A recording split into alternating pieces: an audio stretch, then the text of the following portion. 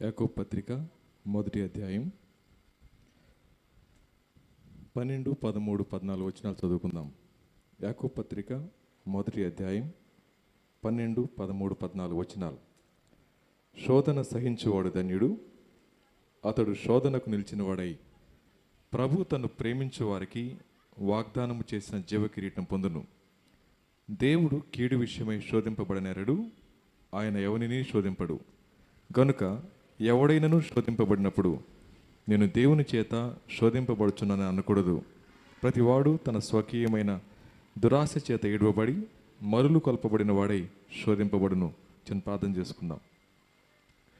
మమ్మల్ని మిక్కిలిగా ప్రేమించిన మా ప్రియ పరలోకపు తండ్రి, మీ ఘనమైన శ్రేష్టమైన అత్యున్నతమైన నామానికి వందనాలు, స్తుతులు, స్తోత్రాలు చెల్లిస్తూ ఉన్నాను. మా ఆయుష్కాలాన్ని పొడిగించారు.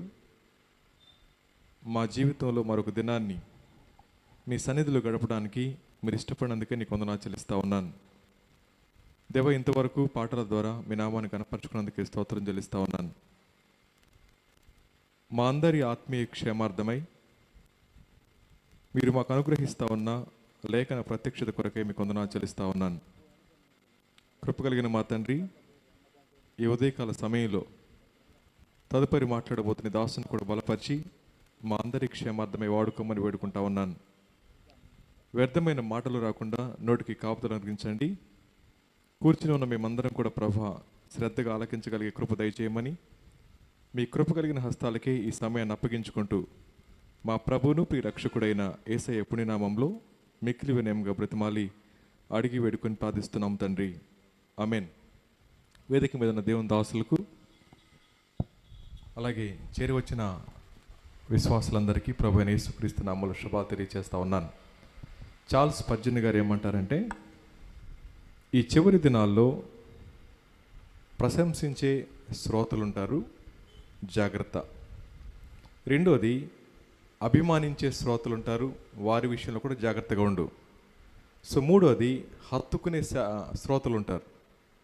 వీళ్ళందరూ కూడా అన్బ్లెస్డ్ పీపుల్ అంటాడు అనమాట. వీరందరూ కూడా అన్బ్లెస్డ్ పీపుల్. ఎందుకంటే వాళ్ళు అభిమానిస్తారు, వారు ప్రశంసిస్తారు, వారు హత్తుకుంటారు, కానీ వాక్యానుసారంగా జీవించలేరు అని చెప్పంటాడు. ఆ మాట వినిన తర్వాత మన జీవితాల్లో ఎందుకు ఎండిపోయిన పరిస్థితి కనబడతా ఉంది, ఎందుకు మన జీవితాలు దీవించబడలేకపోతున్నాయండి అంటే, యేసుక్రీస్తు ప్రభువారు ఆశించింది ఆయన్ని అభిమానించేవారు కాదు, కావాల్సింది ఆయనకి. యేసు ప్రభు ఆశపడతా ఉంది, ఆయన్ని వెంబడించేవారు కావాలి. ఈ దినాల్లో చాలామంది విశ్వాసులు అనబడేవారు క్రీస్తు ప్రభువారికి అభిమానులుగా ఉంటున్నారు, అలాగే వాక్య బోధకులకి అభిమానులుగా ఉంటున్నారు, కానీ వాక్యానుసారంగా జీవించేవారు కనబడడం లేదు. అందుకని సంఘాల్లో క్రమక్రమంగా ఉజ్జీవం తగ్గిపోతూ ఉంది అనే మాట. ఈ ఉదయకాల సమయంలో ఇక్కడ కూర్చున్న మనందరం ఒకవేళ అభిమానించే వారిగా కనుక మిగిలిపోతే మనకంటే దౌర్భాగ్యులు ఇంకెవరు ఉండరేమో. ఒకవేళ వాక్యం వినిన తర్వాత ప్రశంసతో ముగించేసామనుకోండి, అది కూడా మనకు క్షేమకరమైంది కాదు. సో వాక్యం వినిన తర్వాత ఏది దేవుడు మనతో మాట్లాడుతూ ఉన్నారో ఆ వాక్యాన్ని అనుసరించి మనం జీవించాలి. అలా జీవించకపోతే వారు చెప్పిన విధంగా అన్బ్లెస్డ్ హీరర్స్ అంటారు అనమాట ఆయన. అన్బ్లెస్డ్ హీరర్స్. సో ఈ ఉదయకాల సమయంలో గత రాత్రి మనం ముగించిన దాన్ని కొనసాగింపుగా మనం 2వ వచనం నుంచి మొదలు పెడదాం. నా సహోదరులారా, మీ విశ్వాసమునకు కలుగు పరీక్ష ఓర్పును పుట్టించునని ఎరిగి మీరు నానా విధములైన శోధనలో పడినప్పుడు అది మహా ఆనందమని ఎంచుకొనుడి. మీరు సంపూర్ణులను అనునాంగులను ఏ విషయంలోనైనాను కొదవలేని వారై ఉండునట్లు ఓర్పు తన క్రియను కొనసాగింపనివుడి అనే మాట. ఈ మాట మాట్లాడిన తర్వాత గత రాత్రి మనం చాలా విషయాలు చూస్తూ వచ్చాం విశ్వాసాన్ని గురించి. అయితే ఒక ఇమ్మెచ్యూర్డ్ క్రిస్టియన్ని ఎలా గుర్తించవచ్చండి అంటే, అతను ఎప్పుడు కూడా ఇంపేషెన్స్ కలిగి ఉంటాడంట. పరిణతి చెందని క్రైస్తవుడు ఎవరో తెలుసా అండి? ఎల్లప్పుడూ అసహనంగా ఉండే క్రైస్తవుడు అని చెప్పంటాడు ఆయన. సో మన జీవితాల్లో అనేకసార్లు మనం చూపించే అసహనం మనం ఇంకా దేవునిలో ఎదగలేదు అనడానికి ఒక సూచన కనబడతా ఉంది అని చెప్తుంటాడు ఆయన. మీలో ఎవరికైనాను జ్ఞానము కొదువైనడల్లా అతడు దేవుణ్ణి అడగవలెను, అప్పుడు అతనికి అనుగ్రహించబడును. ఆయన ఎవనిని గద్దింపక అందరికీ ధారాళముగా దయచేయవాడు. అయితే అతడు ఏమాత్రము సందేహింపక విశ్వాసముతో అడగవలెను. సందేహించువాడు గాలి చేత రేపబడి ఎగిరిపడు సముద్ర తరంగమును పోలి ఉండును. అటి మనుష్యుడు ద్విమనస్కుడై తన సమస్త మార్గముల యందు అస్థిరుడు కనుక ప్రభు వలన తనకేమైనా దొరుకునని తలంచుకొని రాదు అనే మాట. రెండో విషయంలో ఒక ఆయన ఏమంటారండి అంటే, ఈ దినాల్లో చాలామంది ఎడ్యుకేటెడ్ ఫూల్స్ కనపడుతున్నారంట. ఎడ్యుకేటెడ్ ఫూల్స్ అనే మాట. మనం అకాడమిక్స్లో చాలా పరిణితి సాధించిన వాళ్ళమే. డాక్టరేట్స్ ఉంటాయి, డిగ్రీస్ ఉంటాయి, గ్రాడ్యుయేషన్ ఉంటుంది, చాలా జ్ఞానాన్ని సంపాదించుకున్నాం, తెలివిని సంపాదించుకున్నాం. కానీ జీవితంలో ఎదురయ్యే చిన్నపాటి సమస్య దగ్గర నిర్ణయం ఎలా తీసుకోవాలో తెలియక చాలామంది వారి జీవితాల్ని అర్ధంతరంగా ముగించుకున్న వాళ్ళు మన కళ్ళ ముందే కనపడతా ఉన్నారు. నేను ఈ మాట ఎందుకు జ్ఞాపకం చేస్తానండి అంటే, మన పిల్లల్ని చదువుల్లో ప్రావీణ్యత సాధించే విధంగా చాలా చక్కగా ఖర్చు పెట్టి చదివిస్తూ ఉన్నాం. కానీ వారికి దైవికమైన విలువలు నేర్పించకపోతే వారిని మనం తయారు చేస్తూ ఉంది ఎడ్యుకేటెడ్ ఫూల్స్గా మాత్రం తయారు చేస్తూ ఉన్నాం. వాళ్ళు ఎంత చదువుకున్నప్పటికీ ఆ చదువుకున్నటువంటి తెలివితేటలు సక్రమమైన మార్గంలో ఉపయోగించబడాలని అంటే ఖచ్చితంగా దైవికమైన జ్ఞానం కావాల్సిందే. దైవికమైన జ్ఞానం లేనటువంటి ఏ వ్యక్తి కూడా తన జీవితాన్ని సక్రమంగా గడపలేడు. ఒకసారి ఒక మెడికోస్ క్యాంప్కి వెళ్ళాను. మెడికోస్ క్యాంప్లో వాక్య పరిచయం అయిన తర్వాత డాక్టర్ బ్రహ్మయ్య అనే వ్యక్తి తన సాక్ష్యాన్ని పంచుకున్నాడు. ఏమన్నాడండి అంటే, అబ్బాయి, నేను 3rd ఇయర్ వరకు బాగా రెబెలియస్గా ఉండేవాడిని. నేను చదువుకున్నటువంటి కాలేజీలో చాలా చక్కగా ర్యాగింగ్ చేసేవాడిని. అన్ని విషయాల్లో నేనే నెంబర్ 1గా ఉండేవాడిని. అలాంటి నాకు చచ్చిపోవాలనిపించింది. ఆ అబ్బాయి చెప్తా ఉన్నమాట 3rd ఇయర్ MBBSలో చెప్పిన మాట. నేను చదువుతా ఉంది 3rd ఇయర్ MBBS, కానీ నా మనసులో నెమ్మది లేదు, సమాధానం లేదు. ఆ సమయంలో నా జీవితాన్ని ముగించుకుందామని ప్లాన్ చేస్తూ ఉన్నాను. ఎలా ప్లాన్ చేసుకున్నానండి అంటే, ఈరోజు ఆదివారం కాబట్టి సైకిల్ వేసుకొని హాస్టల్ నుంచి బయటకు వెళ్ళిపోతాను. సో వెళ్ళిపోయినప్పుడు ఆ రోడ్డు మీద ఆటో వచ్చి నన్ను కొట్టేస్తుంది, నేను చచ్చిపోతా. అలా ప్లాన్ చేసుకున్నాడు. అలా ప్లాన్ చేసుకొని హాస్టల్ నుంచి బయలుదేరాడు. గేట్ దగ్గరికి రాగానే ఒక ఆటో స్పీడ్గా వెళ్ళిపోయింది. భయం వేసింది చచ్చిపోతానని చెప్పి. ఎందుకు వెళ్ళాడు ఆయన బయటికి? చచ్చిపోదామని. లేదు లేదు, ఇలా భయపడకూడదని చెప్పి హైవే మీదకి వెళ్ళాడు. హైవే మీదకి వెళ్ళిన తర్వాత ఆయన సైకిల్ వేసుకు వెళ్తా ఉన్నాడు. తన ఆలోచన ఏంటంటే, నేను వెళ్తా ఉన్నాను, లారీ ఎదురుగా వస్తుంది, కళ్ళు మూసుకొని లారీ కిందకి వెళ్ళిపోతా, నేను చచ్చిపోదాం. ఇది రెండో మాట. అలాగే వెళ్తా ఉన్నాడు. వెళ్తా ఉంటే అది ఆదివారం కాబట్టి మైక్లో పాట వినబడతా ఉంది. ఆ పాట దేవుడు నిన్ను ప్రేమిస్తున్నాడు అనే మాట. ఆ పాట వినగానే తలదిప్పి చూశాడు. అది మందిరం ఓపెన్ చేస్తుంది. తర్వాత చచ్చిపోదాం, చర్చికి వెళ్ళని చెప్పి చర్చిలో కూర్చున్నాడు. వాక్యం విన్నాడు. అప్పటికే వాక్యం ఎంతో కొంత వినినవాడు కాబట్టి వాక్యం చేత పట్టబడ్డాడు. సో పట్టబడిన ఆ వ్యక్తి క్రీస్తు కోసం ఎలా నిలబడ్డాడండి అంటే, నేను చదువుకున్న నా చదువు నా జీవితానికి నెమ్మది ఇవ్వలేకపోయింది. నేను చదువుకున్న నా చదువు నా జీవితంలో సరైన తీర్మానం చేసుకోవడానికి సహాయం చేయలేకపోయింది. కానీ ఏ రోజునైతే క్రీస్తు ప్రభువాన్ని లోపలికి ఆహ్వానించానో ఆ దినాన్న నా జీవితాన్ని బ్రతకాలనిపించింది. ఆ బ్రతికే బ్రతుకు దేవుని గణపరచాలనిపించింది అని చెప్పి నిర్ణయం తీసుకున్నాడు. సో ఫైనల్ ఇయర్ అయిపోతా ఉంది. ఇంట్లో తన విశ్వాసాన్ని చెప్పాడు, నేను యేసు ప్రభుని నమ్ముకున్నానని చెప్పి. సో ఇంట్లో ఎవరు ప్రభుని నమ్ముకోలేదు. అయితే ఆ రోజున ఆ తమ్ముడు చెప్పిన మాట ఏంటండి అంటే, మా ఊర్లో జాతర జరుగుతుంది, ఆ జాతరలో మా కుటుంబమే పూజ చేయాలి. మా నాన్న పిలిచారు, వెళ్ళాను. వెళ్ళిన తర్వాత చేతుల్లో కొబ్బరికాయ పెట్టారు, కొట్టరా అన్నారు. నేను కొట్టండి డాడీ అన్నాను. ఎందుకు కొట్టవండి అంటే, నాకు ఇష్టం లేదని చెప్పి అన్నాడు. అనగానే వాళ్ళ నాన్న కత్తి తీసుకొని పేక మీద పెట్టి, కొబ్బరికాయ కొడతావా పేక కట్ చేయమంటావా అనగానే చేతుల్లో కొబ్బరికాయ ఉంది. కళ్ళు మూసుకున్నాడు. ప్రభా, ఒకవేళ నేను మా నాన్న చేతిలో నేను చావడం అయితే నాకు ధైర్యం ఇవ్వండి, లేకపోతే ఆయన మానేయాలని చెప్పి ప్రార్థన చేసుకుంటా ఉన్నాడు. అలా చేస్తూ ఉండగానే వాళ్ళ నాన్న ఊరందరి ముందు అడుగుతా రే కొట్టరా అంటున్నాడు. కానీ ఆయన మాత్రం కళ్ళు తెరిచి చూడట్లేదు, చేతులు కొబ్బరికాయ కొట్టట్లేదు.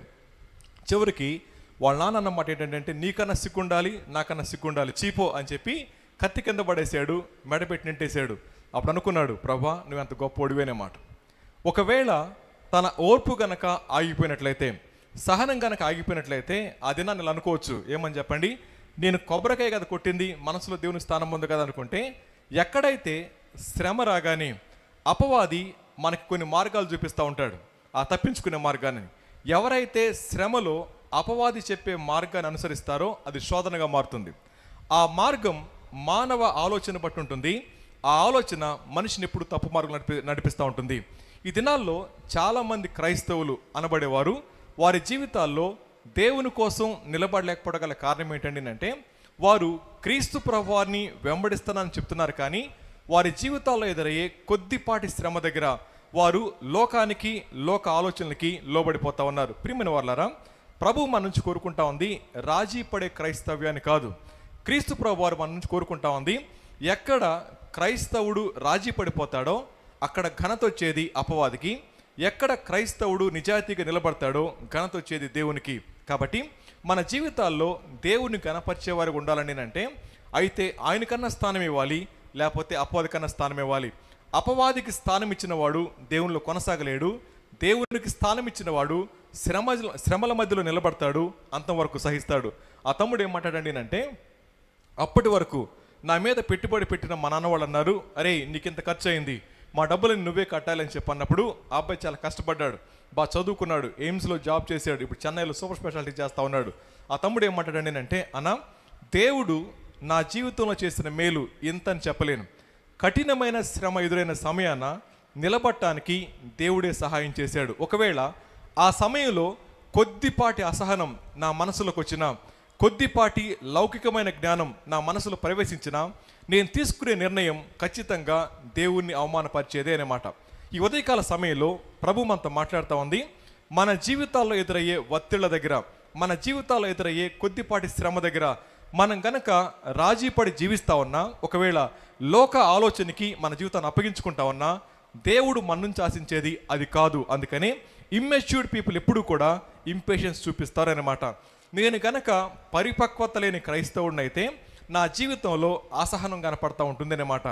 బైబిల్లో దేవుడు ఒక వ్యక్తిని దీవించాలన్నా, ఒక వ్యక్తిని తన సేవ కోసం వాడుకోవాలన్నా, ఆ వ్యక్తిని తప్పకుండా కొన్ని కఠినమైన పరిస్థితులు కూడా తీసుకెళ్తూ ఉంటారు. అబ్రహాం గారి యొక్క జీవితంలో 25 సంవత్సరాలు పట్టింది ఆయన వాగ్దానం చేసుకున్న దాన్ని పొందుకోవడానికి. అలాగే యోసేపు గారు 13 సంవత్సరాల కఠినమైన శ్రమల తర్వాత ఆయన సింహాసనం అధిష్ఠించాడు. అలాగే 80 సంవత్సరాల వయసులో మోషే గారికి 40 సంవత్సరాల ట్రైనింగ్ ఇచ్చారు. ఆ తర్వాత నాయకుడిగా నడిపించడానికి ఇష్టపడ్డాడు. దేవుడు మన జీవితాల్లో ఆశించేది తన బిడ్డలుగా లోకంలో ఎలా జీవించాలో లోకానికి మాదిరిగా చూపించాలని చెప్పి. సో దేవుడు ఆశపడేది మన జీవితంలో బ్రతుకున్నప్పుడు మాత్రమే చేయగలం. కానీ దేవుడు మన జీవితాల్లో ఇస్తా ఉన్న ప్రతి అవకాశాన్ని సద్వినియోగపరచుకొని కారణం చేత అనేక మంది వారి జీవితాల్లో దేవుని నామాన్ని అవమానపరిచే వారిగా మిగిలిపోతా ఉన్నారు. ఈ ఉదయం నా మొదటి ప్రశ్న ఏంటంటే, దేవుణ్ణి వెంబడిస్తున్నామని చెప్పే మన జీవితాల్లో అసహనం యొక్క పాళ్ళు ఎంత?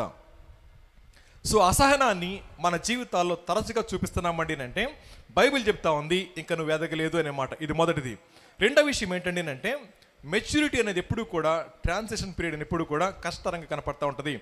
చిన్నపిల్లలు ఉన్నారు, వాళ్ళు ఎదుగుతూ ఉంటారు. ఎదిగిన తర్వాత యవ్వనంలోకి రాగానే అమ్మ నాన్న సంతోషపడతారు, అదే సమయంలో భయపడతారు కూడా. సో యవ్వనం అనేది అమ్మ నాన్నకి సంతోషమిస్తుంది, అదే సమయంలో భయం కూడా తీసుకొస్తూ ఉంటుంది. ఎందుకని అంటే ఆ యవ్వన సమయంలో వారి అంతరంగాల్లో వచ్చే మార్పుల్ని ఎలా బ్యాలెన్స్ చేసుకోవాలో తెలియకపోతే జీవితాన్ని పాడు చేసుకుంటారు. అదే సమయంలో నా పిల్లాడు పెరిగి పెద్దడయ్యాడు, చేతికి అందొచ్చాడు అని సంతోషపడతా ఉంటారు.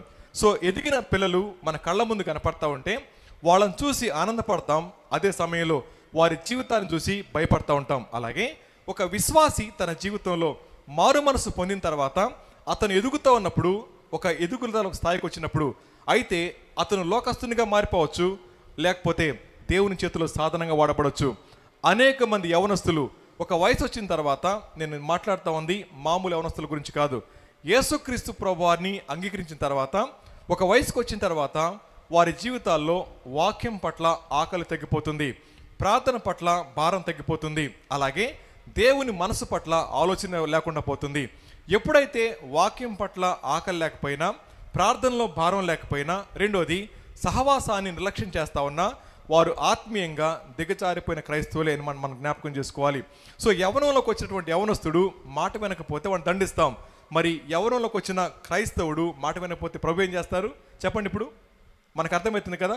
ఒకవేళ దేవుడే కనుక క్రమశిక్షణ చేయకపోతే, శిక్ష కాదు క్రమశిక్షణ చేయకపోతే మన జీవితాల్లో ఆయన ఆశించిన మార్పు కనబడదు. అందుకని చాలామంది దేవుడు క్రమశిక్షణ చేస్తున్న విషయం అర్థం చేసుకోలేక అది శిక్షగా భావించి దేవుడి నుంచి దూరం అయిపోయే వాళ్ళు చాలామంది కనపడతా ఉన్నారు. మళ్ళీ చెప్తా ఉన్నాను, దేవుడు పరిపక్వత ఆశిస్తూ ఉన్నారు. పరిపక్వత ఆశించే ప్రభు మన జీవితాల్లో ఆ స్థాయి కనబడకపోతే దాన్ని సరిచేసే ప్రక్రియలో దేవుడు తప్పకుండా క్రమశిక్షణ చేస్తారు. క్రమశిక్షణలో ఏం చేస్తారో మనకు తెలియదు. ఒక్కొక్కరికి వారి స్థాయిని బట్టి ఉంటుంది. ఆ స్థాయి దగ్గర కొంత నష్టపోతాం, ఆ స్థాయి దగ్గర కొంత పెయిన్ తీసుకుంటాం, ఆ స్థాయి దగ్గర కొన్ని సంబంధాలు బ్రేక్ అవుతాయి, ఆ స్థాయి దగ్గర మనసు వికలమైపోతుంది. తిరిగి మళ్ళీ కట్టబడిన తర్వాత ప్రభుని ఎంత స్తుతిస్తూ ఉంటామో గుర్తుపెట్టుకోండి. దేవుడు క్రమశిక్షణ చేయటం మొదలు పెడితే ఏం జరుగుద్దో మనకు అర్థం కాదు. కాబట్టి గుర్తుపెట్టుకోండి, ట్రాన్సిషన్ పీరియడ్ అనేది ఎప్పుడు కూడా, మార్పు చెందే దశ అనేది ఎప్పుడు కూడా ఆనందం కలిగిస్తుంది, అలాంటి సమయంలో ప్రమాదం కలిగిస్తూ ఉంటుంది. ఈ దినాన్న నా ఆత్మీయతకు కొలమానం ఏంటో చెప్పమంటారా? బైబిల్ తీసుకురావడం తీసుకురాకపోవడం పక్కన పెట్టండి. కాసేపు వాక్యాన్ని ప్రేమించేవారు, వాక్యం కోసం పరితపించేవారు, వారి దృష్టి కేవలం వాక్యం మీద మాత్రమే ఉంటుంది. కానీ వాక్యాన్ని అభిమానించడం మొదలవుతుంది, కానీ వాక్యాన్ని చెప్పేవారి మీద మన మనసు పోదు అనే మాట. ఎక్కడైతే నా మనసు గనక వాక్యం మీద కాకుండా వాక్యాన్ని ప్రకటించే వారి మీదకి వెళ్తా ఉందండి అంటే ఎక్కడో దారి తప్పిపోతున్న జాగ్రత్త పెట్టుకోవాలి. ఈ దినాల్లో ఇది తప్పుగా అనుకోకండి, కానీ వాక్యాన్ని ప్రేమించేవారు తక్కువైపోయారు, వాక్యాన్ని ప్రకటించేవారిని ప్రేమించి ఎక్కువైపోతూ ఉన్నారు. అలాంటి వారు ఎప్పటికీ కూడా ఎదగలేరు. అర్థమవుతుంది కదండి? మళ్ళీ చెప్తా ఉన్నాను, వాక్యాన్ని ప్రేమించేవారు తగ్గిపోతున్నారు, వాక్యాన్ని ప్రకటించేవారిని ప్రేమించి ఎక్కువైపోతూ ఉన్నారు. అందుకని అభిమానుల సంఘాలు ఎక్కువైపోతూ ఉన్నాయి. ఎక్కడ అభిమానం ఉంటుందో మానాభిమానాలకు స్థానం లేదు. అందుకని యేసు ప్రభుని అన్న బాధ రాదు, కానీ సేవకులు ఎంత బాధ వస్తుందో. ఇది నాన్న ఇక్కడ కూర్చొని అందరం ప్రశ్న వేసుకుందాం, నేను వాక్యాన్ని అభిమానించేవాడినా లేకపోతే వాక్యాన్ని ప్రకటించేవాడిని అభిమానించేవాడినా? వాక్యాన్ని ప్రకటించేవాడు ఎంత ఆనందపడుతూ ఉంటాడో, వాడు చిన్నాడ పెద్దాడు కాదు.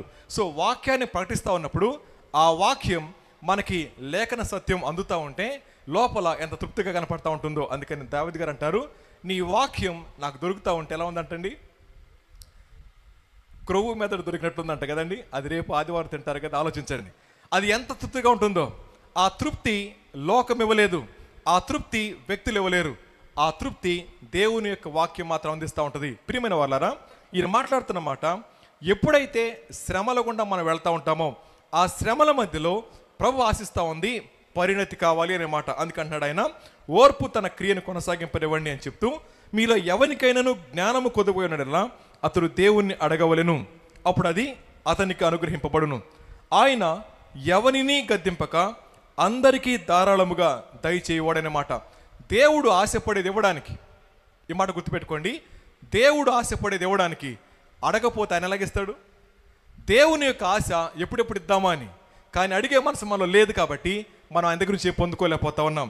సో ఆయన అన్నాడు దేవుడు అనుగ్రహించబడిన తర్వాత మాట, అయితే అతడు ఏమాత్రమును సందేహింపక విశ్వాసముతో అడగవలెను, సందేహించువాడు గాలి చేత రేపబడి ఎగిరిపడు సముద్ర తరంగమును పోలి ఉండును అనే మాట. గత రాత్రి ఈ మాట మనం ధ్యానం చేసుకుంటూ, సముద్రం ముందు కూర్చొని రాళ్ళు విసరడం తెలుసు, సముద్రం ముందు కూర్చొని సెల్ ఫోన్ నొక్కోవడం తెలుసు, కానీ సముద్రం నుంచి వచ్చే తరంగాలు మనం ఎప్పుడు పరిశీలించలేం. ఆయన అంటా ఉన్నాడు, సముద్ర తరంగం మన కళ్ళ ముందు కనబడతా ఉంటే ఆలోచించండి ఒకసారి. ఆ తరంగం వస్తూ ఉంటుంది, వెళ్ళిపోతూ ఉంటుంది, దాని మీద చిన్న బొండు తేలుతూ ఉంటుంది. ఏంటి ఆ బొండు చెప్పండి? బొండు బెండు కదా. ఏం చేస్తుంది? నీటి మీద తేలుతూ ఉంటుంది. తేలే బెండు ఏమంటుందండి అంటే లోపలేముందో చూసుకోవడానికి మనం తేలుతూ ఉంటుంది కదా. చాలామంది క్రైస్తవులు అంట బెండు లాంటి క్రైస్తవులు అంట కేవలం పైన తేలుతూ ఉంటారు, అలలతో పాటుగా అప్ అండ్ డౌన్స్ లెగుస్తూ ఉంటుంది. మన విశ్వాస జీవితం కూడా అలలతో పాటు కొంచెంసేపు బాగుంటుంది, కొంచెంసేపు లేచిపోతూ ఉంటుంది, కొంచెంసేపు మునుగుతుంది, కొంచెంసేపు లేచిపోతూ ఉంటుంది. సో మన విశ్వాస జీవితంలో ఎలా ఉండాలని బైబిల్ కోరుకుంటుందండి అంటే అలా ఉండొద్దు. అస్థిరమైన విశ్వాసం అనేది మన జీవితానికి క్షేమకరమైనది కాదు అనే విషయం జ్ఞాపకం చేసుకోవాలి. సో దేవుడు మన నుంచి ఆశిస్తూ ఉంది, ఎవరైతే తమ జీవితాల్లో వాక్య సమృద్ధి చేత నింపబడతా ఉంటారో, ఎవరైతే అనుమానాన్ని అవిశ్వాసాన్ని పక్కన పెట్టేస్తూ ఉంటారో వారి జీవితంలో ఖచ్చితంగా రెండు కనపడతాయి. ఎవరైతే అనుమానిస్తారో వారి ప్రార్థన ప్రశ్నలతో మొదలవుద్ది. ఎందుకు ప్రభా, నాకే ఎందుకు ప్రభా, ఇంకెంతకాలం ప్రభా అనే మాట. అనుమానించేవాడు అడిగేది ప్రశ్నలు, కానీ అనుసరించేవాడు అడిగేది దేవుని యొక్క కృప కోసం అప్పగించుకుంటూ ఉంటారు. దేవుడు మన నుంచి కోరుకుంటా ఉంది, అనుమానించకండి, అప్పగించుకోండి. ఇది మొదటి మాట. సో రెండోది, ఎవరైతే అల్ప విశ్వాసంతో జీవిస్తూ ఉంటారో వారు ఎప్పుడు కూడా తృణీకరిస్తూ ఉంటారు. ఎప్పుడైతే తృణీకరిస్తూ ఉంటారో వారు మేలును పొందుకోలేరు. కాబట్టి గుర్తుపెట్టుకుందాం, మన జీవితాలు ఎప్పుడు కూడా అలల చేత రేపబడిన వారిగా ఉండకుండా సమృద్ధిగా వాక్యం చేత నింపబడిన వారిగా జీవించాలి. ఇది మొదటి మాట.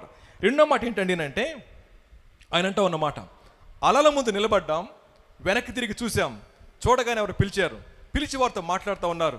ఈ లోపట అల పెద్దగా వచ్చింది, మన లాక్కుని కూడా వెళ్ళిపోతూ ఉంటుంది. కొన్నిసార్లు అలలు ఎలా ఉంటాయండి అంటే మనం ఊహించిన విధంగా ఉండవు. చూసినప్పుడు ఆహ్లాదకరంగా ఉండొచ్చేమో, కానీ కొన్నిసార్లు రాకాసి అలలు వస్తాయి.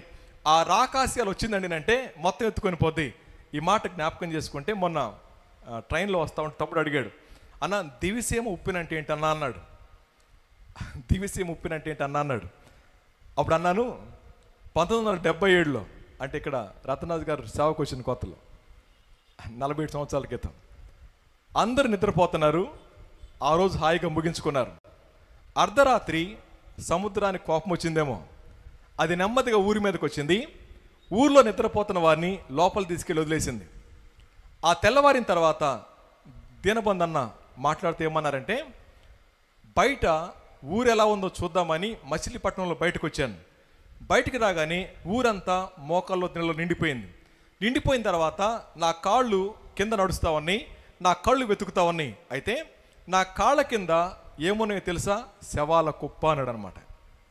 ఆయన శవాల మీద నడుచుకుంటూ వెళ్తున్నాడు, కానీ కనుచూపు మేరలో అన్ని శవాలే కనపడతా ఉన్నాయి అన్నమాట. సో మనిషి ఎప్పుడైతే తమ జీవితాల్లో ఇక ఏమీ కాదు అనుకుంటా ఉంటారో, ఒక్కసారిగా ఉప్పిరి వచ్చిందనుకోండి కుప్పగూలిపోతాం. మనం ఆశించింది మన కళ్ళ ముందు తీసివేయబడితే ఏమైపోతాం మనం చెప్పండి. అందుకని ఇక్కడ మాట్లాడుతూ అంటున్నాడు ఆయన 9వ వచనంలో, దీనుడైన సహోదరుడు తనకు కలిగిన ఉన్నత దశ ఎందు అతిశయింపవలెను, ధనవంతుడు సహోదరుడు తనకు కలిగిన దినదశ ఎందు అతిశయింపవలెను. ఎలయనగా ఇతడు గడ్డి పువ్వు వలె గతించిపోవును, సూర్యుడు ఉదయించి వడగాలి కొట్టి గడ్డిని మార్చివేయగా దాని పువ్వు రాలును, దాని స్వరూప సౌందర్యం నశించు. అలాగే ధనవంతుడును తన ప్రయత్నములలో వాడిపోవుననే మాట. ఈ మాట మనం జ్ఞాపకం చేసుకుంటే నాన్న సంఘం యొక్క పరిస్థితి ఎంత ప్రమాదంగా ఉండగల కార్యం ఉంటుందో తెలుసా అండి. ఇక్కడ రాయబడిన మాట మనం చూద్దాం. ఒకటి ధనం, రెండోది సామాజికంగా మనకున్న ఆధిక్యత, సోషల్ స్టేటస్ అండ్ వెల్త్. ఈ రెండు ప్రమాదాలు సమాజంలో చాలా పెద్దగా వ్యాపించేసినాయి. చాలామంది డబ్బు సంపాదించుకున్నారు, వారి ధనం వారి నెత్తికెక్కింది. వాక్యం సరిచేస్తూ ఉంటే మాకే చెప్పేటంతటోళ్ళ అంటున్నారు కొంతమంది. వాక్యం చేత ఖండిస్తూ ఉంటే మాకు అవసరం లేదు వాక్యం అని చెప్పి అంటున్నారు కొంతమంది. సో రెండోది సోషల్ స్టేటస్ పెరిగింది, సమాజంలో వారికి పేరు ప్రఖ్యాతులు వచ్చేసినాయి. సో పేరు ప్రఖ్యాతులు వచ్చిన తర్వాత వారు ఏం చేసినా సరే చలామణైపోద్ది అనుకుంటా ఉన్నారు. కానీ వాక్యం ముందు అందరం కూడా నిరుత్తరులమే అనే మాట గుర్తుపెట్టుకోవాలి. సమాజంలో ఉన్న సంఘంలో రెండు ప్రమాదకర విషయాల్లో, ఒకటి ధనం పెరిగింది, రెండోది సామాజికమైన పేరు ప్రఖ్యాతులు పెరిగినాయి. ఆ రెండు కారణాల చేత సేవకులు వారిని ఖండించలేకపోతా ఉన్నారు. వాక్యం చేత వారు కూడా దాన్ని టేక్ ఇట్ ఈజీగా తీసుకుంటా ఉన్నారు. గుర్తుపెట్టుకోండి, వాక్యాన్ని వాక్యంగా చెప్పాలనుకున్నప్పుడు వాక్యానికి అప్పగించుకునే మనసు మనకు కలిగి ఉండాలి. ఈయనంటా ఉన్నాడు, ఇద్దరు కూడా ఒకే విధంగా ఉంటారు. వాడు నశించిపోతాడు, వీడు నశించిపోతాడు. సామాజిక పేరు ప్రఖ్యాతులు ఉంటే ఊరేగింపు 2 గంటలు జరుగుద్ది, ఏమీ లేకపోతే సౌండ్ లేకుండా వెళ్ళిపోద్ది, అంతమించి తేడా ఏం లేదు. అర్థమవుతుందండి. సమాజంలో పేరు ప్రఖ్యాతులు ఉంటే కాసేపు 2 గంటలు జరుగుద్ది, కాసేపు దాని ముందు టపాకాయలు వేస్తారు, ఏమీ లేనోడేమో మౌనంగా తీసుకెళ్ళిపోతారు. కానీ ఇద్దరం తీసుకెళ్ళేది అక్కడే. యోబు గారు అంటాడు, పురుగులకి ఆహారమేగా మన జీవితం, పురుగులకి ఆహారమేగా. అది అర్థం చేసుకుంటే ఎన్ని కోట్లు పెడితే ఆయుష్కాలం పొడిగించుకోగలుగుతాం. మచిలీపట్నంలో ఒకసారి కార్కి రిపేర్ చేస్తూ ఉన్నాను, అక్కడ ఒక యవనస్తుడు ఫ్లెక్స్ వేశారు. ఏమైంది తమ్ముడు ఆయనకు అన్నాను. అన్న అతను జిమ్కి వెళ్ళాడు, జిమ్ చేసుకుంటున్నాడు, చచ్చిపోయాడు అన్న అన్నారు. జిమ్కి వెళ్ళి చచ్చిపోవడం ఏంటన్నాను. 2 days జ్వరం వచ్చిందంట, జిమ్కి వెళ్ళాడు, ఆ జ్వరం మీదే జిమ్ చేయడం మొదలుపెట్టాడు, కిడ్నీస్ ఫెయిల్ అయినాయి, విజయవాడ ఆంధ్ర హాస్పిటల్ తీసుకెళ్లారు. తీసుకెళ్ళిన తర్వాత 2 కార్లు వెళ్ళినాయి, 2 కార్లు నిండా డబ్బులు వెళ్ళినాయి. ఒకడే కొడుకు, కోట్ల రూపాయల ఆస్తులు ఉన్నాయి. వాళ్ళని అన్నాడు, ఎన్ని కార్లు కావాలో చెప్పండి, నా కొడుకు మాత్రం కావాల్సిందే అనగానే వాళ్ళు అన్నారు, సార్ కార్లు పంపిస్తే కొడుకులు రారు అంటే, కార్లు అంటే డబ్బులు పంపిస్తే కొడుకులు రారు, వాడికి ఆయుష్ ఉంటే బతుకుతాడు, మా ప్రయత్నం మేము చేస్తామన్నారు. వాళ్ళ సమృద్ధి కొద్ది ఒక కారు తీసుకున్నారు, ఒక కారు అయిపోయింది. 2వ కారు అలాగే ఉంది. 2వ కారు సమయానికి అన్నారు, మా ప్రయత్నం మేము చేసాం, మా వల్ల కాలేదన్నారు. సో తీసుకొచ్చారు. మీరు నమ్మండి, మచిలీపట్నంలో ఉన్న వీధులన్నీ తిప్పారు, అన్ని వీధులు తిప్పారు, ప్రతి వీధిలో స్తంభాన్ని కట్టారు, కానీ కొడుకు లేడు. ఇప్పుడు చెప్పండి, ఆస్తి ఏమవుతుంది? ఈ దినాల్లో మన సంఘాల్లో ఉన్న విశ్వాసుల్లో చాలామందికి ధనం మీద ఉన్న మమకారం దేవుని మీద లేదు, పేరు ప్రఖ్యాతుల మీద ఉన్న మమకారం ప్రభు మీద లేదు. సో ప్రభు మీద మనసున్నవాడికి, ప్రభు మీద ప్రేమ ఉన్నవాడికి లోకం మీద మనసు ఉండదు. అయితే ఎవరైతే పరిణతి కలిగిన క్రైస్తవులుగా జీవిస్తూ ఉంటారో వారి జీవితాల్లో వాక్యాన్ని ప్రేమించేవారు కనబడతా ఉంటారు. ఈయన అంటున్నారు, ఏలయనగా ఇతడు గడ్డి పువ్వు వలె గతించిపోవును అనే మాట బైబిల్ ఎంత స్పష్టంగా వివరిస్తూ ఉందో. ఒక గడ్డి పువ్వును మనం చూస్తూ ఉన్నప్పుడు ఉదయం పోస్తుంది, సాయంత్రానికి పోతుంది అన్నప్పుడు అన్సర్టనిటీ అనేది ప్రతి వ్యక్తిని కూడా వెంటాడుతూనే ఉంది. అన్సర్టనిటీ అనేది. సో మా నాన్నగారు డాక్టరే. ఆయనకి చిన్న పెయిన్ వచ్చింది 1999 సంవత్సరంలో. సో పెయిన్ వస్తే టెస్ట్ చేసుకోవడానికి గుంటూరులో లేదప్పటికి, హైదరాబాద్ ఉస్మానియాకి రాశారు. మా తమ్ముడిని తీసుకొని పోయారు. సో వెళ్ళిన తర్వాత మా తమ్ముడు చిన్నాడాడు, థియేటర్లో తీసుకెళ్లారు. టెస్ట్ రన్ అవుతుంది, సీనియర్ డాక్టర్ చేయలేదు, జూనియర్ డాక్టర్ చేస్తూ ఉన్నారు. టెస్ట్ ఫెయిల్ అయింది, నాన్న చచ్చిపోయాడు. ఆయన డాక్టరే, మా నాన్నగారి డాక్టర్. ఆ తర్వాత మా నాన్నగారిని కారు డిక్కీలో పడుకోబెట్టి తీసుకొచ్చారు ఇంటికి. వెళ్ళేటప్పుడు గుంటూరులో బాయ్ చెప్పాను, డాడీ బాయ్ అన్నాను. ఇదే ఫిబ్రవరి 13న, ఫిబ్రవరి 18న చనిపోయారు ఆయన. సో 13వ తారీఖున ప్యాంట్ షర్ట్ వేసుకొని 46 సంవత్సరాల వయసులో నాయన సంతోషంగా వెళ్ళాడు. 4 రోజుల తర్వాత మూటగట్టి కారులో పెట్టి తీసుకొచ్చారు. ఇప్పుడు చెప్పండి, డాక్టర్కి ప్రాణం ఆగుద్దా? ఆయనకి వైద్యం తెలుసు. వైద్యం మాత్రమే కాదు, ఆయనకి కండిషన్స్ కూడా తెలుసు ఆయనకి. ఆయన రోజుకి ఆ దినాల్లో 50 కిలోమీటర్ సైకిల్ దొక్కేవాడు, 50 km పర్ డే. అలాంటి వ్యక్తి సడన్ కళ్ళ ముందు వెళ్ళిపోయాడు. ఆ తర్వాత నా కళల ప్రపంచం తలకిందులైపోయింది. అప్పటిదాకా ఏమొచ్చిన అనేవాడిని, మా నాన్న ఉన్నాడు రాని, ఏమొచ్చిన అనేవాడిని, నాకేం తిరుగులేదురా అని చెప్పి. కానీ ఏ రోజైతే నాన్నగారు వెళ్ళిపోయారో ఆ రోజు నుంచి నా ప్రపంచం తలకిందులైపోయింది. ఆ తర్వాత అర్థమైంది, దేవుడు నన్ను సరిచేసే ప్రక్రియలో ఆ దినాన్ని నన్ను అనుమతించారు. ఆ దినాన్ని అది అనుమతించకపోతే ఏమైపోయేదో. ఆయన టైం అయిపోయింది, నాకు సరిగా సెట్ అయిందనమాట. అలాగే దేవుడు గనక క్రమశిక్షణ చేయడం మొదలు పెడితే ఆయన ఏమైనా చేయగలరు, ఎలాగైనా చేయగలరు, మన పర్మిషన్ లేకుండా. దేవుని చేతిలో పట్టడం భయంకరం. ఈ దినాల్లో స్థానికంగా మనం ఏం చేస్తున్నాం తెలుసా అండి? ధనఘనతను బట్టి, సామాజిక ఘనతను బట్టి వెర్రవీగుతున్నాం. కానీ ఆ వెర్రవీగే తరం నుంచి తీసివేయడం పెద్ద కష్టం కాదు. జాగ్రత్త సహోదరులారా అని చెప్తా ఉన్నాడు. కిందకొచ్చి అంటాడు ఆయన, సూర్యుడు ఉదయించి వడగాలి కొట్టి గడ్డిని మార్చివేయగా దాని పువ్వు రాలును, దాని స్వరూప సౌందర్యము నశించును. అలాగే ధనవంతుడు తన ప్రయత్నములలో వాడిపోవును అనే మాట. అలా చెప్పిన తర్వాత ఒక వ్యక్తి క్రీస్తు ప్రభువుని వెంబడించే ప్రక్రియలో బయట నుంచి వచ్చే పరిస్థితులు చెప్తా ఉన్నాడు. ఇప్పుడు లోపల నుంచి చెప్తా ఉన్నాడు. ఏమన్నాడండి అంటే, శోధన సహించువాడు ధన్యుడు, అతడు శోధనకు నిలిచిన వాడై ప్రభు తను ప్రేమించు వారికి వాగ్దానము చేసిన జీవకిరీటం పొందును. దేవుడు కీడు విషయమై శోధింపబడనేరడు, ఆయన ఎవరిని శోధింపడు గనుక ఎవడైనాను శోధింపబడినప్పుడు నేను దేవుని చేత శోధింపబడుచున్నాను అనకూడదు. ప్రతి వాడు తన స్వకీయమైన దురాశ చేత ఏడ్వబడి మరులుగొల్పబడిన వాడై శోధింపబడును. దురాశ గర్భము ధరించి పాపము కనగా పాపము పరిపక్వమై మరణము కనును. నా ప్రియ సహోదరులారా, మోసపోకండి. ఈ మాట దగ్గర మనందరికీ తెలిసిన మాటలే. సో శోధన అనే మాట మనం చాలాసార్లు జ్ఞాపకం చేసుకుంటూ వచ్చాం. శోధన అనగానే చాలామంది అంటారు అది బయట నుంచి వచ్చేదని చెప్పి. కాదు, లోపల నుంచి వస్తుంది. సో శోధన దగ్గర మనం ఇలా ఆలోచిద్దాం. ఎక్కడైతే శ్రమ ఎదుర్కొనే దగ్గర మనం గనక నిలబడకపోతే సాతాను అవకాశం చూపిస్తాడు. ఆ అవకాశాన్ని సద్వినియోగపరచుకుంటే అది శోధనగా మారుతుంది. మనం అందరం కూడా ఇలా జ్ఞాపకం చేసుకుంటాం. ఈ రోజుల్లో డబ్బు లేకపోతే పనులు అవ్వట్లేదు బ్రదర్ అని అన్నామా లేదా చేసామా? డబ్బు లేకపోతే పనులు అవ్వట్లేదు బ్రదర్ అంటామా చేసామా? అంటే డబ్బులు ఇచ్చామా ఇవ్వలేదని మీరే ఆలోచించుకోండి, నాకు చెప్పొద్దులేండి. దాన్ని ఎలా సమర్థించుకుంటామంటే నష్టపోయేది ఆలే బ్రదర్, మనం ఏం చేస్తాం దానికి? ప్రభు చూస్తున్నాడని నిన్ను చూడలేదా, నన్ను చూడలేదా? అనేక సార్లు మన జీవితాల్లో చేసే పని తెలుసా అండి, నా యథార్థతను చూపించుకోవాలని తాపత్రయంలో ఎదుటి వ్యక్తి నిందించాలని ఆశతో ఏమంటామండి అంటే ఈ రోజులు అవ్వట్లేదు బ్రదర్.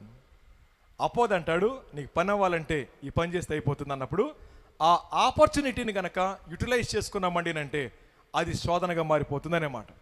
అవకాశం ఉంది, నిలబడండి. ఆలస్యం అయితే పర్లేదు, కానీ ఆ ఆలస్యాన్ని తట్టుకోలేము. మనం ఏం చేస్తాం చెప్పండి?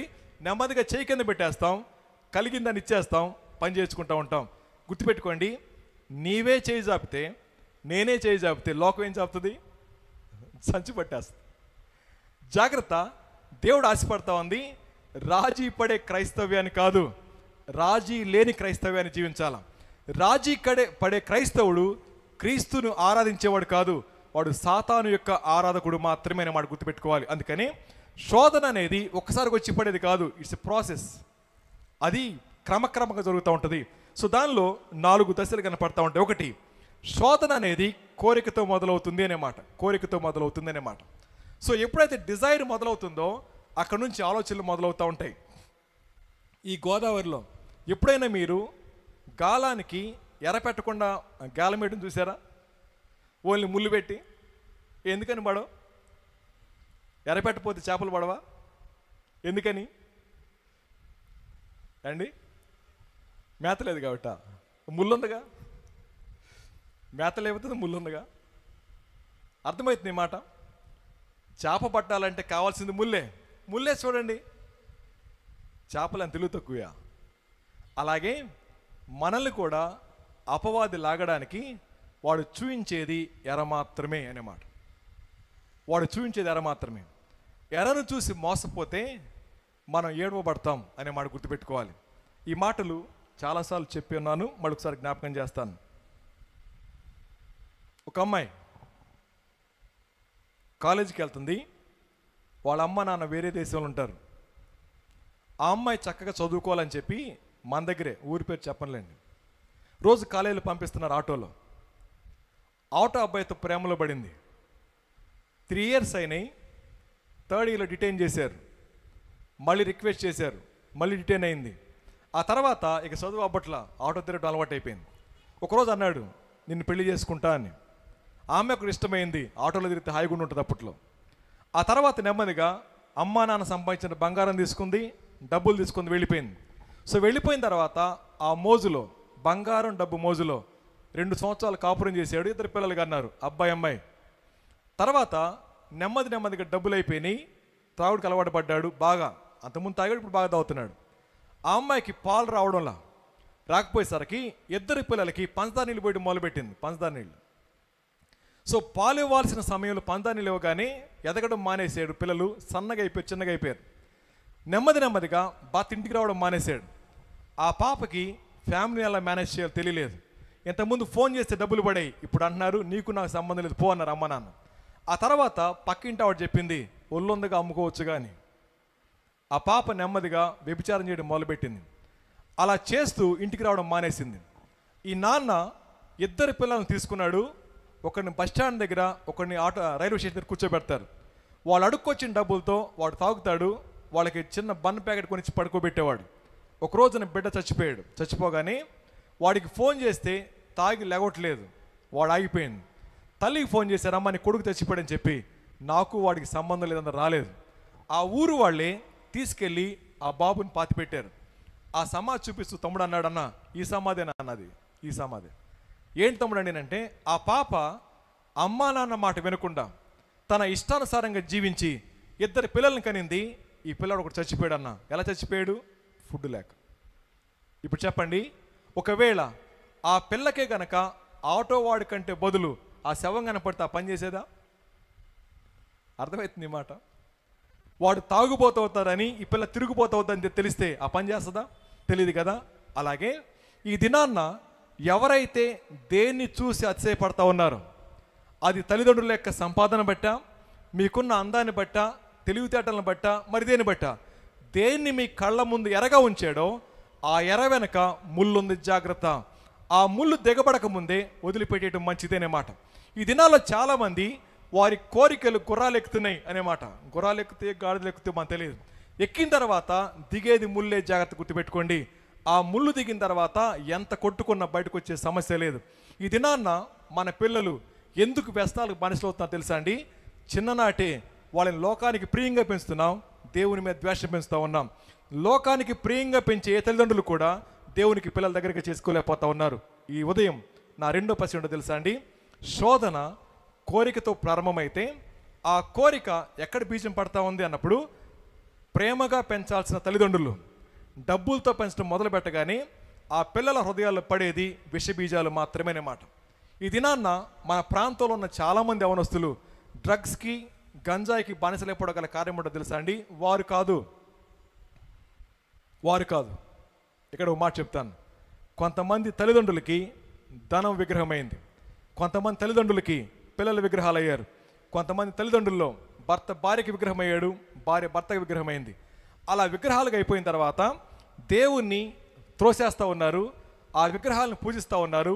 ఆ ప్రక్రియలో పిల్లలు ఏదంటే అది, ఏది కావాలంటే అది ఇచ్చేస్తూ ఉన్నారు, వాళ్ళ మరణానికి అప్పగిస్తూ ఉన్నారు. ప్రియమైన వాళ్ళారా, దండం పెట్టి చెప్తా ఉన్నాను, దేవుని యొక్క ప్రేమకు దగ్గర తీసుకురండి, లోకానికి దూరంగా పెంచండి. వాళ్ళని అలా పెంచాలండి అంటే ముందు మనం ఉండాలి. మనం దేవునికి సమీపంగా ఉండకుండా వారు ప్రభు దగ్గరికి రాలేరు.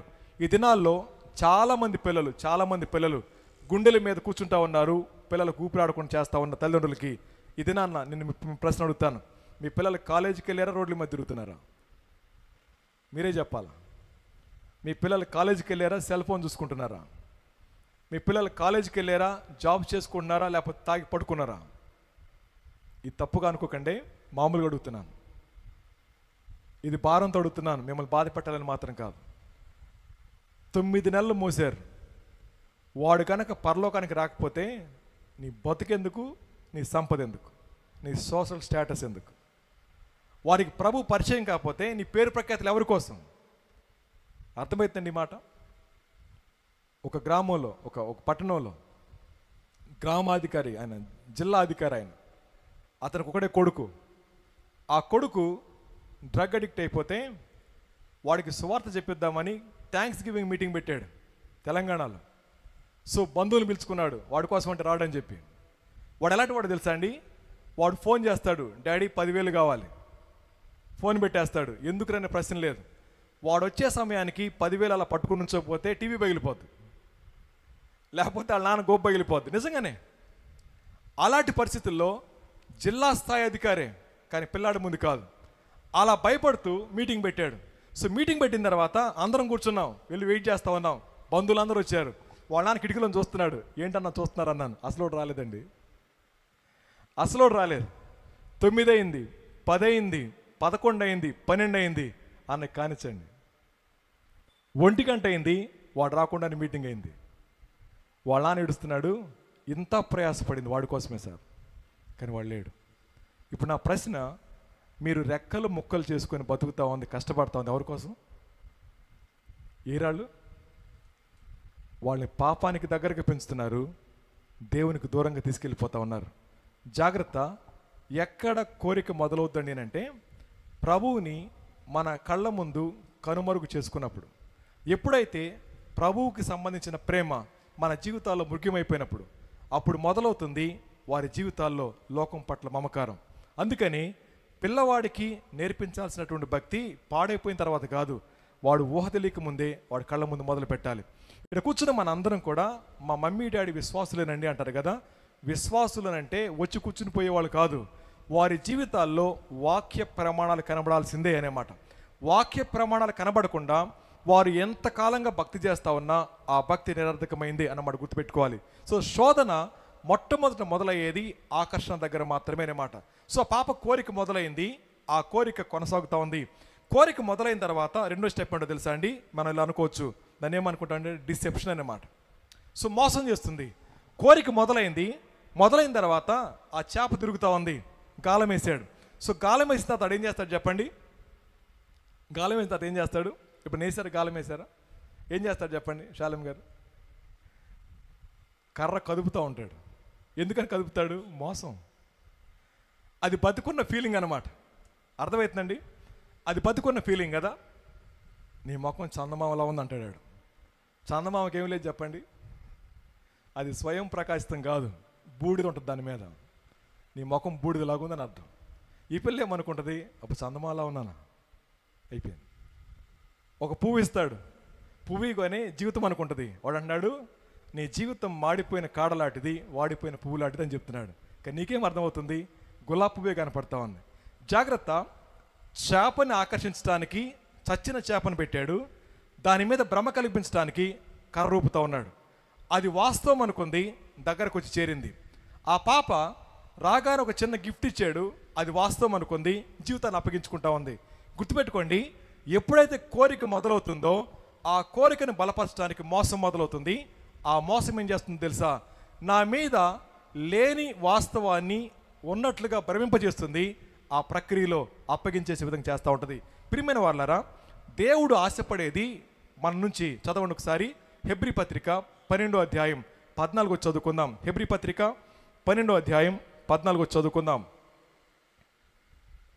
అందరితో సమాధానమును పరిశుద్ధత కలిగి ఉండటానికి ప్రయత్నం చేయండి. పరిశుద్ధత లేకుండా ఎవ్వడును ప్రభువుని కలుసుకోలేడు. ఎంత అద్భుతమైన మాట. సో దేవుడు ఆశపడతా ఉంది పరిశుద్ధత అనే మాట. ఈ ఉదయకాల సమయంలో ఒక చిన్న ప్రశ్న వేస్తాను, సమాధానం చెప్పకండి, ఆలోచించండి.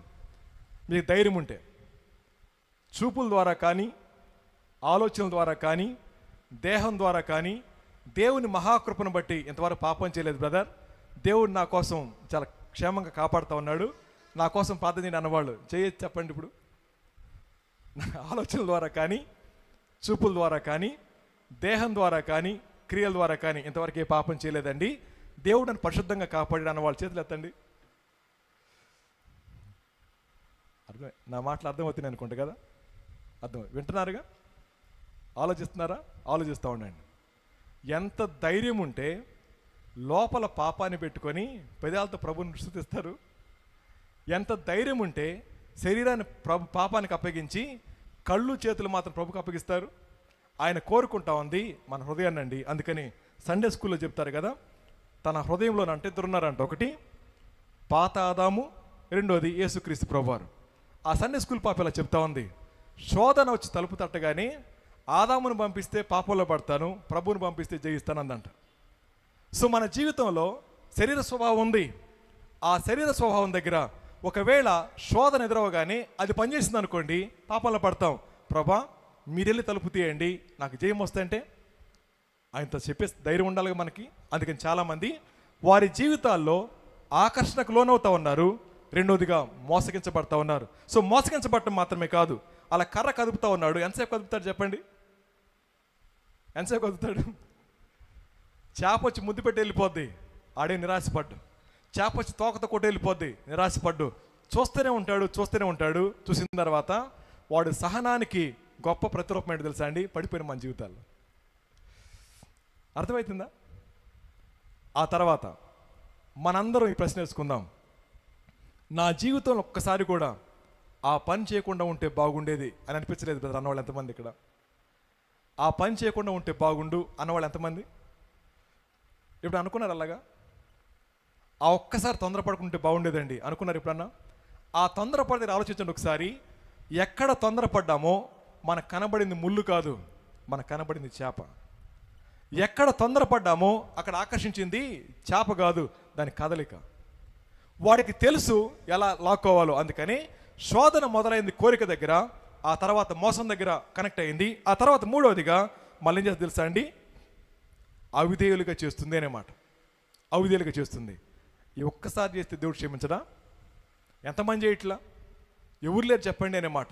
గుర్తుపెట్టుకోండి, శోధన కోరిక దగ్గర మొదలై మోసం దగ్గర బలపడి అవిధేయ దగ్గర అది లోకాన్ని చూపిస్తుంది. ఏమని తెలుసా అండి? మన పాస్టర్ గారు అబద్ధం ఆడారు, మన పాస్టర్ గారు సినిమా చూస్తున్నారు, మన పాస్టర్ గారు వాళ్ళ అబ్బాయిలు చేశారు అని చెప్పి లోకాన్ని చూపించడం మొదలు పెడుతుంది. గుర్తుపెట్టుకోండి, దేవుని ముందు మన కోసం వకాలత ఎవరు తీసుకోరు. నా అకౌంట్ నేనే సెటిల్ చేసుకోవాలా? మన అకౌంట్ మనమే సెటిల్ చేసుకోవాలి. అలా కాకపోతే మనమే నష్టపోతాం. ప్రియమైన సహోదరి సహోదరులారా, ఈ ఉదయం జ్ఞాపకం చేసుకోండి, అవిధేయత ఎంత ప్రమాదకరమైందో. అందుకని బైబిల్ ఎలా చెప్తా ఉంది, మానవుని యొక్క శరీరంలోని సాధారణమైన భావోద్రేకాలను అపవాది యూజ్ చేసుకొని వాటి ద్వారానే పాపం చేసే విధంగా పనిచేపిస్తాడనమాట. అందుకని తిండిపోతనం పాపం. తిండి తినటం మంచిదే, తిండి తినాల్సిందే, కానీ తిండిపోతనం పాపం. ఎంత తింటే తిండిపోతనం అంటాం? నోట్లో ఎలి పెడితే అందాలి బ్రదర్ అంటారు, ఇది ఓకే. తాగుబోతు అంటారు కదా, ఎన్ని తాగితే తాగుపోతాడు? దాని లెక్కలేదు. అర్థమవుతుందా? తిండి అంటే నోట్లో అందాలి, మరి తాగుపోతానం అంటే లోపల బయట రావాలా? ఆలోచించండి. రెండు తాగుపోతానం అన్నారు. నిద్రపోతనం పాపమే, నిద్ర మంచిదే. అంటే న్యాయబద్ధమైన వాటిని, లెజిటిమేట్ డిజైర్స్ని ఇల్లెజిటిమేట్గా తీర్చుకోవడానికి వచ్చే ప్రేరేపణ దగ్గర ఈళ్ళైపోయామనుకోండి, అది పాపానికి లాక్కెళ్ళిపోతుందనే మాట. అర్థమవుతుంది మాట. న్యాయబద్ధమైనవే దేవుడు మన జీవితంలో పెట్టింది. ఆకలి పెట్టారు, దాహం పెట్టారు, కోరికలు పెట్టారు. కానీ వాటిని అక్రమమైన మార్గంలో తీర్చుకోవడానికి ఎంతమంది తాపత్రయపడతా ఉన్నారో ఆ కారణం చేత అక్రమ సంబంధాలు పెట్టిరేగిపోతా ఉన్నాయి. నమ్మిన భార్యను మోసం చేసేవాళ్ళు బోళ్ళు మంది, నమ్మిన భర్తను మోసం చేసేవాళ్ళు బోళ్ళు మంది, అమ్మ నాన్న మోసం చేసేవాళ్ళు లెక్కే లేదు. అర్థమవుతుంది మాట. మీరు ఎలా చెప్తారు సార్, మా ఊరు చెన్నారు అనుకోండి, ఈ ప్రశ్న వేస్తాను, మీరు ఈ ప్రశ్న సమాధానం చెప్పాల్సిందే.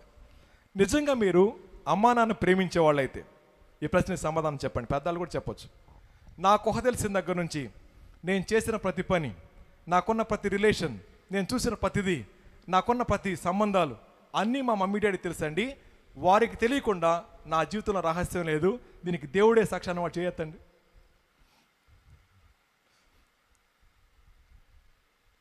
ట్రాన్స్లేషన్ ఏమైనా కావాలి ఈ భాషకి? నా ప్రశ్న అర్థమైందా? అర్థమైంది. చేయెత్తడానికి ఏమి చేయట్లేరా? Very good. సరే, రెండో ప్రశ్న, మీ మమ్మీ డాడీ అంటే ఇష్టమేనా? మీరు ఎంత కషాయుళ్ళు తెలుసా? ఆదివారం మేకను తెచ్చి నీళ్లు పోసి గొంతు కోసే బ్యాచ్ అనమాట మనందరం. నీళ్లు పోస్తే మింగింది, అది ఎంత మంచిగా అనుకుంది, అనుకునేలో పేక్కోసింది. కనీ పెంచిన అమ్మా నాన్న ప్రేమించలేని మనం దేవుని ప్రేమిస్తామంటే వాస్తవం అయిద్దండి? చెప్పండి. ఈరోజు తలకి పెట్టి నూనె దగ్గర నుంచి కాలికేసి నీళ్ళు పాలిష్ దాకా మీది కాదు, మీ మమ్మీ డాడీ. వాళ్ళకే మనం సత్యం చెప్పలేకపోతే ఇంకెవరు చెప్తాం? వాళ్ళే మోసం చేసి మనం దేవుని ఎలా ప్రేమిస్తాం? ఇప్పుడు నా ప్రశ్న, పాపం అంటా ఉంది, అవిధేయత చేయి, తప్పు పర్లేదు, నీ కోరిక తీర్చుకోవడానికి ఎలాగైనా బతికి పర్లేదని చెప్పి మన జీవితాల్లో కనీ పెంచిన వారిని మోసం చేయడం మాత్రమే కాదు, మనల్ని మనం మోసం చేసుకునే విధంగా ప్రేరేపిస్తూ ఉంది. ఆ కారణం చేత చాలామంది పిల్లలు చిన్నప్పుడే పాడైపోతూ ఉన్నారు. ప్రియమైన వారులారా, ఈ మాటలకి మించిపోతే బాగోదు కాబట్టి ఇక్కడ ఆపేస్తూ ఉన్నాను.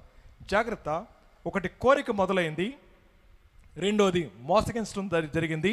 మూడోదిగా అవిధేయత ప్రారంభమైంది. అవిధేయత తీసుకొచ్చేది మరణమే. సో పాపం వల్ల వచ్చే జీతం మరణం. ఈ 4 గంటల అనుభవం, 4 గంటల పరిశ్రమ ఎక్కడో తెలుసా అండి? శోధనలో.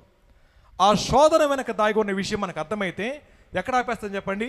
ముళ్ళు వెనక దాగి ఉన్న, లేదా ఎర వెనక దాగి ఉన్న ముళ్ళు మనకు కనబడితే ఆ చేపను ఎలాగైతే పట్టుకోమో, అలాగే మన జీవితాల్లో రాబోయే శ్రమ మాకు అర్థమైతే ఆ పని చేయగలుగుతామా? దావీదు గారు ప్రశ్న అడుగుదాం. దావీదు గారు, బత్షెబా గారి దగ్గరికి వెళ్ళే ముందు మీ కొడుకు చచ్చిపోతాడు, మీ కూతురు రేప్ చేస్తారు, మీ పిల్లలు హత్యగా ఉంచబడతారని తెలిస్తే చేయగలుగుతారంటే ఏమంటామంటే చెప్పండి? బుద్ధి తక్కువని చేయలేను సార్. అది అర్థమైంది నీ మాట. ఇప్పుడు చెప్పండి, మీరు చేస్తూ ఉన్న పాపం తీసుకురాబోయే శిక్ష మీకు అర్థమైతే ఆ పని చేస్తారా? అర్థమవుతుంది నీ మాట. మనకి రాబోయే శిక్ష ఏంటో అర్థమైతే ఇప్పుడు ఆనందిస్తా ఉన్న పాపాన్ని కొనసాగిస్తారా? జాగ్రత్త గుర్తుపెట్టుకోండి. ఎర దాచిపెట్టింది ముళ్ళని, ఎర దాచిపెట్టింది శ్రమని, ఎర దాచిపెట్టింది మరణాన్ని. అది తెలియని చేప ఏ విధంగా అయితే ఆకర్షించబడిందో అనేక మంది దానికి ఆకర్షించబడతా ఉన్నారు. ఒకసారి రండి, ప్రసంగి గ్రంథం 9వ అధ్యాయంలో ప్రసంగి గారు అద్భుతమైన మాట చెప్తారు. ఈ మాట మనం జ్ఞాపకం చేసుకుందాం. ప్రసంగి గ్రంథం 9వ అధ్యాయం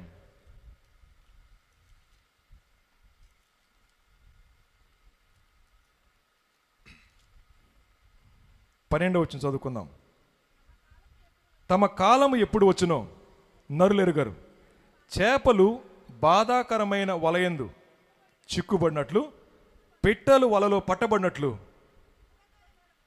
అశుభకాలమున హఠాత్తుగా తమకు చేటు కలిగినప్పుడు వారును చిక్కుబడుదురు అన్నమాట. ప్రసంగి గారు మానవ జీవితం గురించి 2 ముక్కలు చెప్పేశాడు. తమ కాలము ఎప్పుడు వచ్చు నరులెరుగరు అని చెప్పి ఏమేమి చెప్పాడు చెప్పండి? ఒక చేపగా చెప్పాడు, 2 పిట్టగా చెప్పాడు. చేప నీటిలో ఉంటే దాని బలం వేరు, దాన్ని ఎవరు పట్టుకోలేరు. యవనస్తులు అనుకుంటారు నా సెల్ ఫోన్కి ప్రైవసీ ఏదైనా అంటారమ్మా, పర్లేదు చెప్పండి, పాస్వర్డ్ కదా, మీరు ఎక్కడ వెనకబడిపోయినారు. ప్రైవసీ మీరు కూడా వెనకబడిపోయినారు. మీరు చెప్పండి అమ్మా, వాళ్ళు చెప్పాలా? చెప్పండి. మన పక్కనే కూర్చుంటారు, అమ్మ నాన్న ఒళ్ళోనే పడుకుంటారు, కానీ అమ్మ నాన్న కనపడదు. టైప్ చేసేది తెలుసా? అది కారణం ఏంటో తెలుసా? ప్రైవసీ గ్లాస్ వేశారు. రెండోది, అమ్మ నాన్నతో మాట్లాడుతూ ఏమీ చెప్పవి అనొచ్చేమో, ఆ యారా చెప్పరు అనొచ్చేమో, కానీ గుర్తుపెట్టుకోండి, తమ కాలం ఎప్పుడు వచ్చిందో నరులెరగరు అని చెప్తా అంటాడు. చేప నీటిలో బలమైంది. చేపకేం తెలుసు చెప్పండి? లోతు తెలుసు, ఏదరం తెలుసు, గాలం వేస్తే తప్పించుకోవడం తెలుసు. కానీ దాని గాలం ఎప్పుడు గుచ్చుకుంటుందో తెలియదు. అలా తప్పించుకుంటా ఉంది. ఒకరోజు కూర్చోగానే చేప పట్టబడింది. పట్టిన వెంటనే ఒడ్డుకేస్తారు. ఒడ్డుకేసినప్పుడు ఏం చేస్తారు చెప్పండి? హాయిగా ఉంది అనిపిస్తుందా? అనిపించదు కదా. గట్టు మీద పడింది. గట్టు మీద పడిన తర్వాత చేపను ఇంటర్వ్యూ చేయండి, ఏమంటుంది చెప్పండి? ఏమ్మా ఏంటి బయటకు వచ్చామంటే ఏమంటుంది? ఏమో సార్ నాకేం అర్థం కాలేదు, లోపల ఉన్నాను, ఎప్పుడులానే ఆడాడు వేసాడు, తప్పించుకుందాం అనుకున్నా, చుట్టుకుని దిగిపోయిందని అంటది. ఇప్పుడు నీ పరిస్థితి ఏంటమ్మంటే ఏమంటుంది చెప్పండి? నాకు అర్థం కావట్లేదు సార్, ఏమో కొట్టుకుంటున్నా, వాడు కన్ను మూస్తే లోపలికి వెళ్తా, వాడు ఊరుకుంటాడు, బయటకు తీసి ఊరుకోడు కదా. సో వెంటనే ఆడు ఏం చేస్తాడు? వెంటనే మొప్పల్లో నుంచి ముళ్ళు తీసి తాడు కట్టి లోపల వెళ్ళాడేస్తే నడుము కట్టుకుంటాడు. ఆ చేప బతకాలని అంటే ఇక ఛాన్స్ లేదు అనే మాట. ఇది మొదటి మాట. చేప కన్ను ఆకర్షించింది, చేప మనసు ఆశపడింది, చేప నోరు తెరిచింది, ఏడవబడింది, బయటకు వచ్చి కొట్టుకుంటా ఉంది. రెండో మాట, గాల్లో తిరిగే పక్షిని చంపాలని అంటే వేటగాడు ఎక్కడ ఊరి పెడతాడు? నేల మీద పెడతాడు. చేప కన్ను ఎంత, ఇడిపెట్టే ఎరంతా. గాల్లో ఎగిరే పక్షి ఇక్కడికి రావాలని ఎలా తెలుస్తుంది చెప్పండి? వాడికి తెలుసు అది ఆకలి మీద వెళ్తా ఉంది. వాడికి తెలుసు కాబట్టి అది దిగే విధంగా కళ్ళ ముందు మేత చల్లుతాడు. మేత దగ్గర ఊరి పెట్టడు, దూరంగా పెడతాడు, దారేసుకుంటూ వెళ్తాడు. తినడానికి అలవాటు పడిన పక్షి తినుకుంటూ వెళ్తుంది. వెళ్ళిన తర్వాత పొట్ట బరువైంది. ఎర దగ్గరికి రాగానే, ఆ ఉచ్చు దగ్గరికి రాగానే పొట్ట లెగవదు, రెక్కలు ఊగుతాయి, కాలు వెళ్ళి ఉచ్చులో పడుద్ది. ఉచ్చులో పడిన ఇట్లా పట్టుకుంటాడు, పట్టుకొని 2 రెక్కలు పీకేస్తాడు, దాన్ని కట్టుకుని వెళ్ళిపోతాడు. అది వదిలేసి ఎగరలేదు.